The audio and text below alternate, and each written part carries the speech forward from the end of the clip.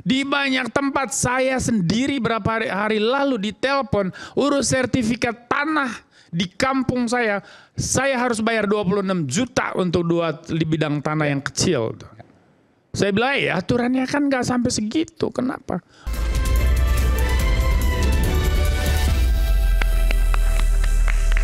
Oke. Ada satu narasumber yang sampai saat ini belum sempat berbicara, namanya Boni Hargens. Sahabat saya, silakan Bung Boni. Terima kasih Bung Eman.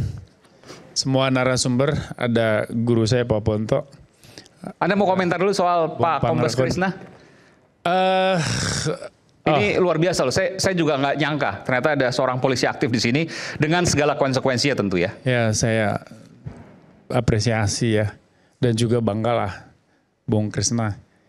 Abang kandung saya juga polisi sering Aktifnya seperti masih. ini, sering menyuarakan yang benar. Masih aktif juga? Belum lama meninggal. Kasian. Tapi saya mau lihat gambar besarnya, Bung Aiman. Kalau diskusi kita membahas soal reformasi Polri, bagi saya itu terlalu sempit nanti sudut pandangnya. Memang situasi politiknya menuntut isu-isu seperti ini masih aktual dan ramai untuk dibincangkan di media. Tetapi saya melihat grand design dari perkembangan demokrasi Indonesia ini sudah rusak sejak 1998. Setelah Pak Soeharto turun, orang euforia dengan munculnya sebuah fase sejarah baru, yaitu kebebasan sipil. Tapi orang tidak pernah berpikir kriteria-kriteria dasar untuk mengisi demokratisasi di era kebebasan itu apa? Sipil tidak terbiasa dengan disiplin. Di era Soeharto itu kita tahu itu, nggak bisa dibantah itu. Memang karena kebijakan politik Soeharto bisa kita jadikan alasan, tetapi pada dasarnya sipil tidak terbiasa dengan hidup teratur, disiplin, segala sesuatu itu berdasarkan aturan dan sebagainya. Akhirnya kebablasan tuh setelah 1998 tuh. Partai politik juga kebingungan mau diarahkan kemana orientasi politik demokrasi ini. Akhirnya apa? Rame-rame purnawirawan militer dan polisi juga masuk partai politik. Karena memang mereka dibutuhkan untuk menjadi panutan di dalam menginstitusionalisasi itu yang namanya keutamaan-keutamaan di ruang sosial politik dalam berdemokrasi itu. Etos kerja dan sebagainya. Lalu kemudian seiring dengan itu masyarakat sipil kita bertumbuh secara random tetapi tidak kongruen, tidak simetris. Masyarakat sipil di pusat kota Jakarta dengan di kota pinggiran apalagi di pedesaan itu tidak simetris kualitas pertumbuhannya. Akhirnya kekuatan pengimbang yang mengontrol, mengawasi jalannya demokrasi juga tidak berjalan secara efektif. Nah di tengah situasi macam ini kita terus menggaungkan yang namanya civilian supremacy, supremasi sipil. Lalu kemudian sebagian besar aktivis akademisi kampus itu larut mabuk di dalam warisan ingatan lama dalam dikotomi militer non-militer. Nah sehingga orang kemudian tidak berpikir bagaimana mengisi ruang reformasi ini secara benar karena dia merasa sudah menang ketika reformasi militer itu dilakukan melalui munculnya Undang-Undang 34, lalu kemudian pemisahan Polri dari ABRI itu terjadi, maka fase 98 sampai 2002 itu kan fokusnya pada penataan struktur termasuk kepolisiannya. Nah 2002 sampai 2010 itu konsolidasi internal tuh termasuk di Polri. 2010 sampai 2020 muncul banyak problem di internal institusi manapun di Republik ini termasuk Polri. Fokusnya ke sana. 2021 sampai sekarang baru kita bicara soal fokus pada reformasi birokrasi, digitalisasi, penguatan sumber daya manusia dan sebagainya. Nah Polri di era Pak Sigit kan di situ kekuatannya. Bagaimana membangun reformasi birokrasi, penguatan digitalisasi, sumber daya manusia dan sebagainya dan sebagainya. Nah, apakah perkara Ibu siapa tadi nih? Cindy. Ibu Cindy. Ini satu hal kecil. No, ini perkara yang biasa dimanapun di Republik ini. Maksudnya? Orang mengalami seperti ini tuh banyak. Tapi tidak boleh dianggap biasa. Enggak, saya belum selesai. Ya. Dan itu juga dilakukan oleh birokrasi yang lain. Ya. Di banyak tempat orang urus KTP juga masih harus bayar. Di banyak tempat saya sendiri berapa hari lalu ditelepon urus sertifikat tanah di kampung saya harus bayar 26 juta untuk di bidang tanah yang kecil. Saya bilang ya aturannya kan nggak sampai segitu, kenapa? Alasannya bla bla bla bla. Artinya bahwa persoalan kita hari ini bukan hanya persoalan Polri, ini persoalan ke semua institusi negara, institusi publik itu bermasalah. Maka kalau fokusnya pada reformasi Polri, bagi saya kita terlalu sentimental dan ini pendekatan situasional yang timpang, nggak komprehensif, nggak holistik, nggak menyeluruh dan tidak akan menyelesaikan persoalan di jangka panjang. Tidak akan menyelesaikan persoalan. Di jangka panjang.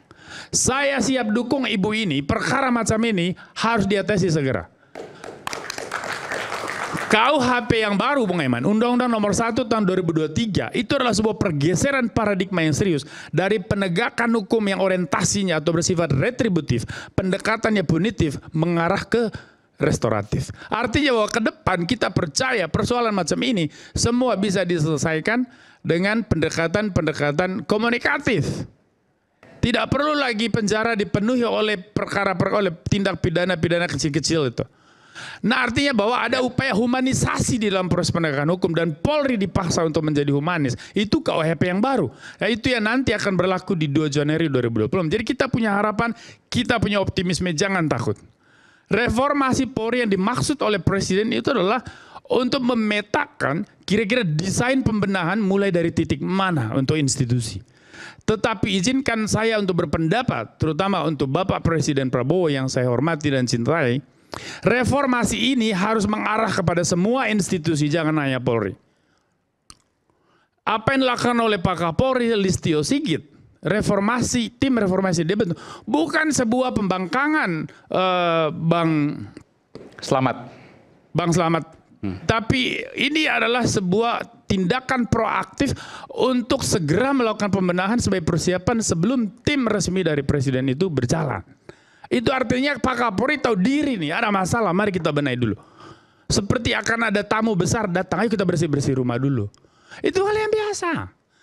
Tapi apakah ini hanya persoalan Polri? No, pergi ke semua birokrasi dari tingkat pusat sampai daerah, banyak problem. Tadi saya baru sebut, sentuh sedikit dan perkara.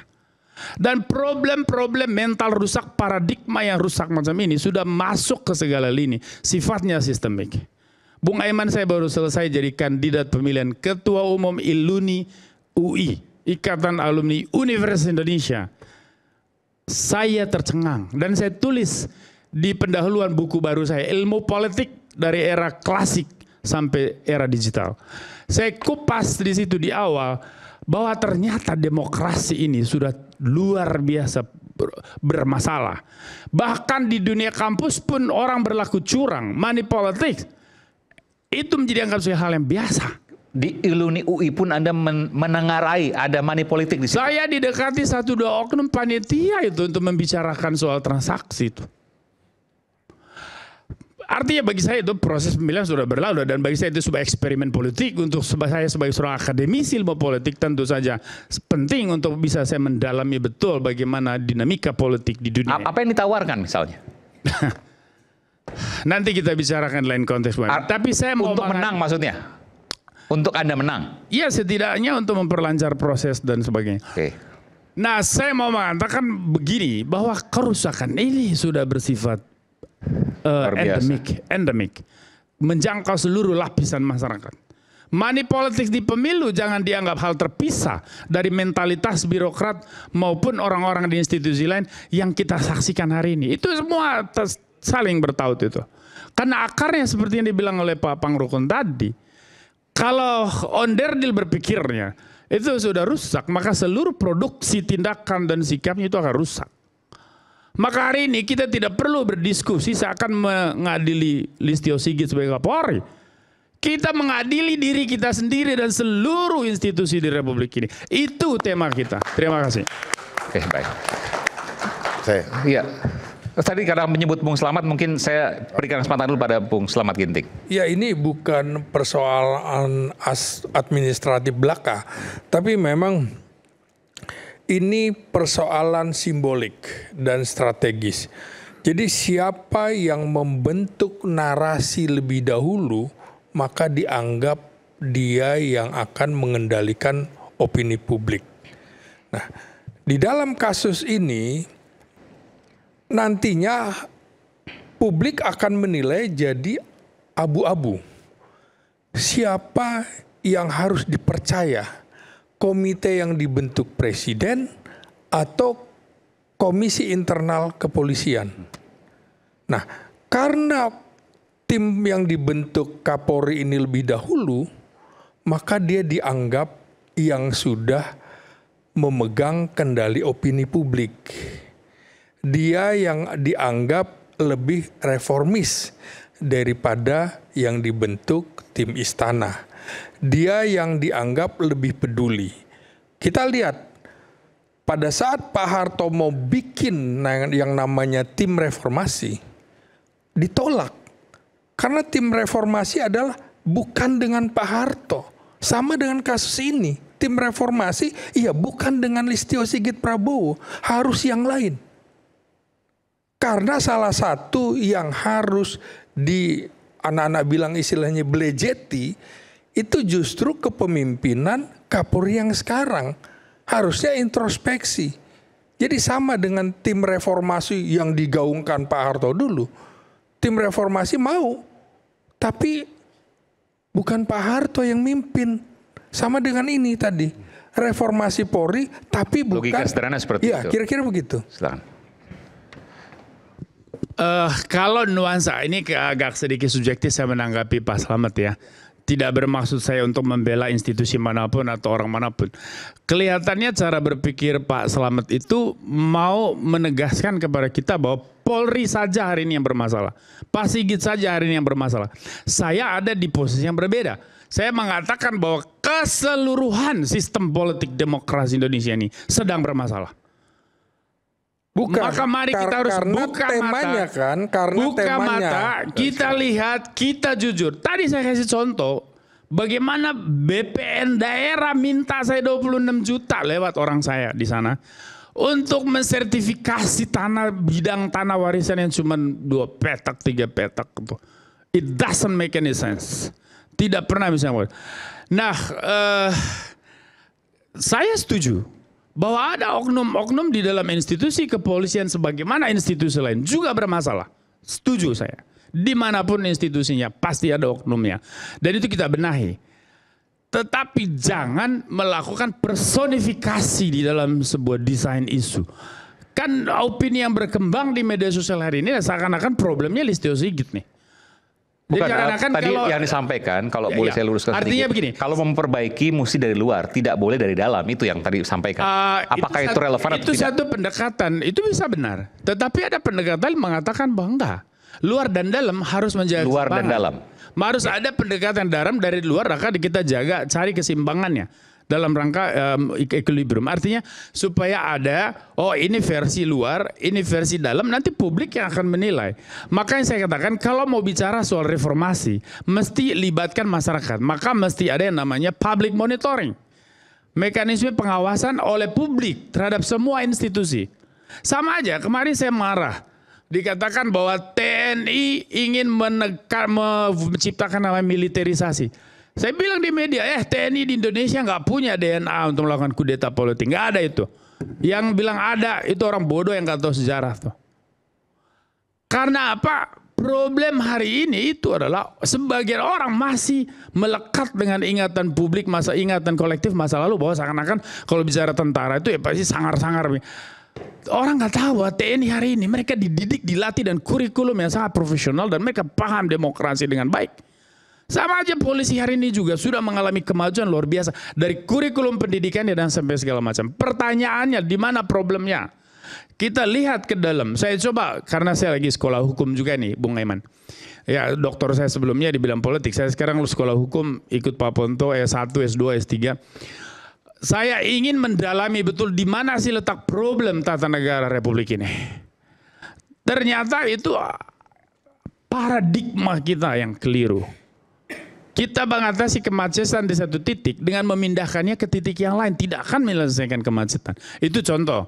Saya mau mengatakan bahwa panacea yang kita tawarkan itu harus betul-betul bersifat menyembuhkan untuk jangka panjang, bukan untuk sesaat. Apalagi kalau ada dimensi politik di dalamnya, itu akan tapi tadi intinya bahwa kalau memperbaiki dari dalam dan dari luar itu yang terbaik.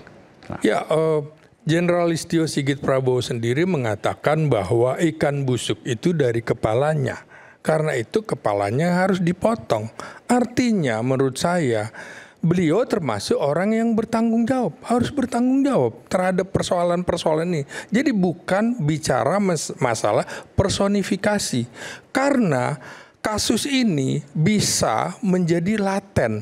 Hubungan Presiden dengan Kapolri nampak harmonis.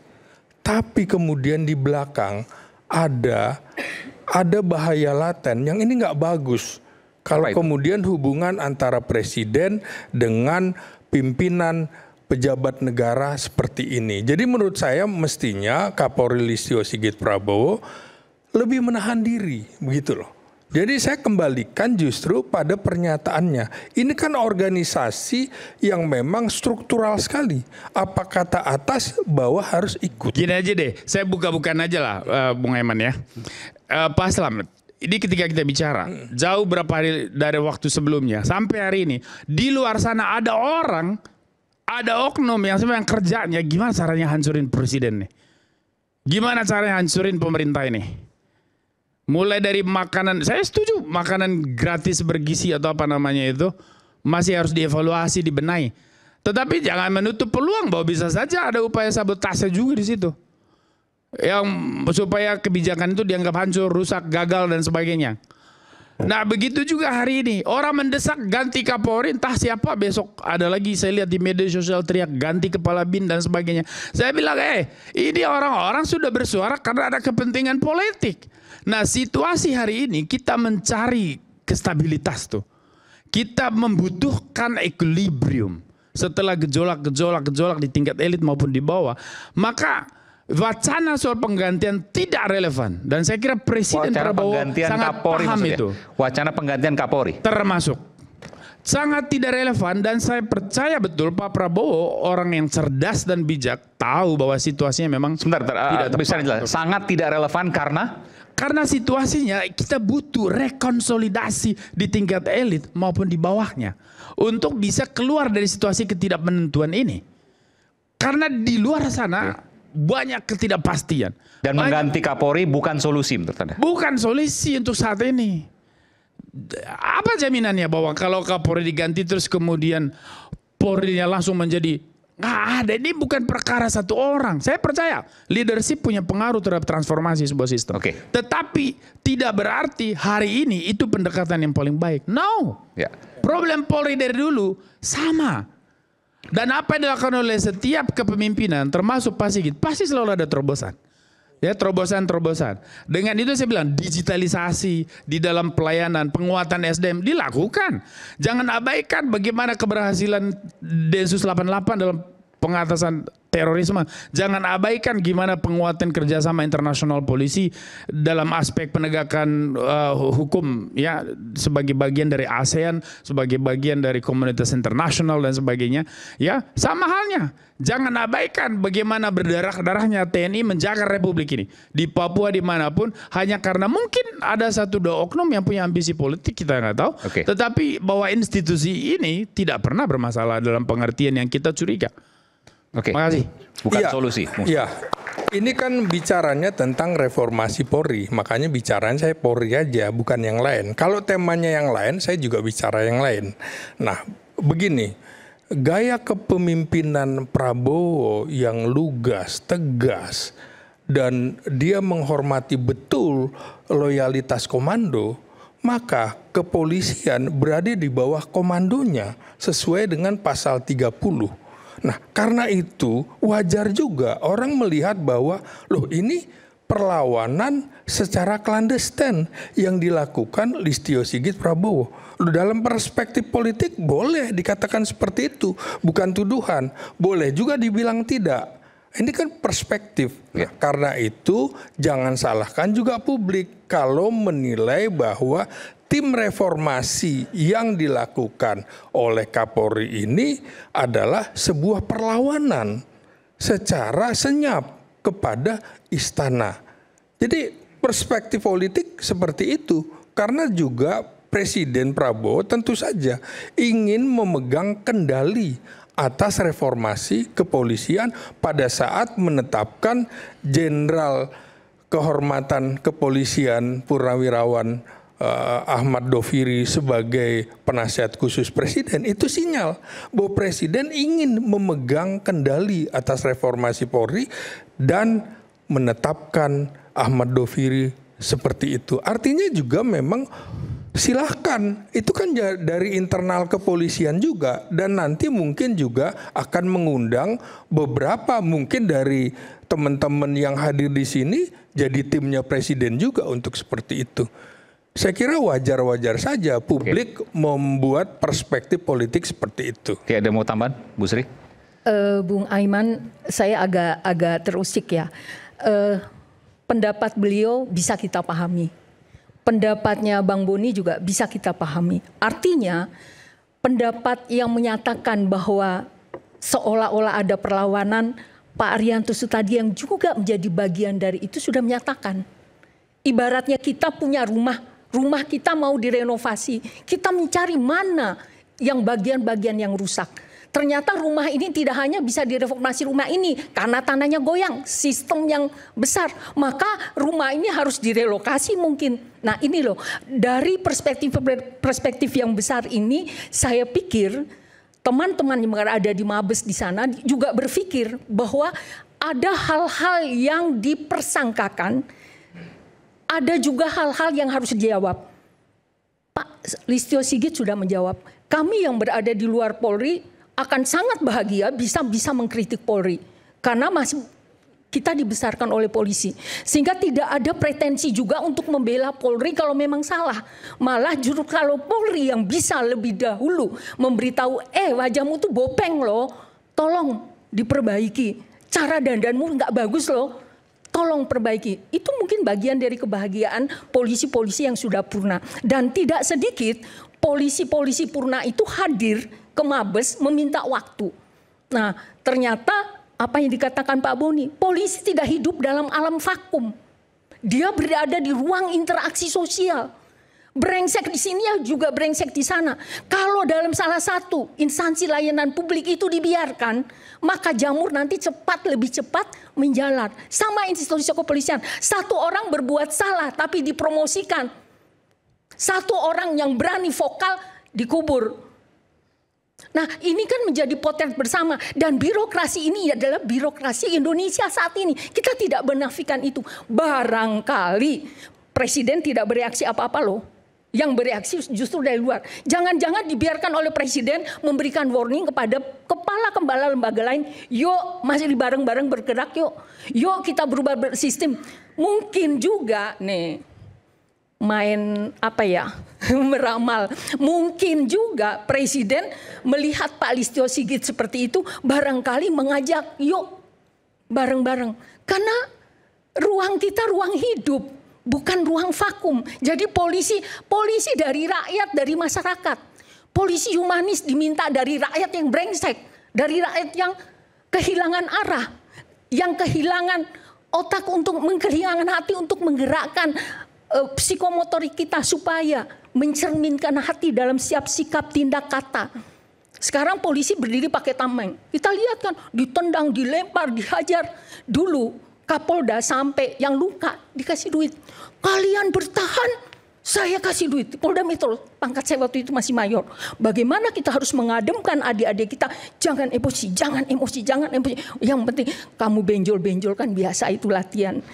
Ya, hal-hal yang beginilah Bang Aiman, mari kita menangkap semua perspektif ini secara seimbang. Itu, terima kasih.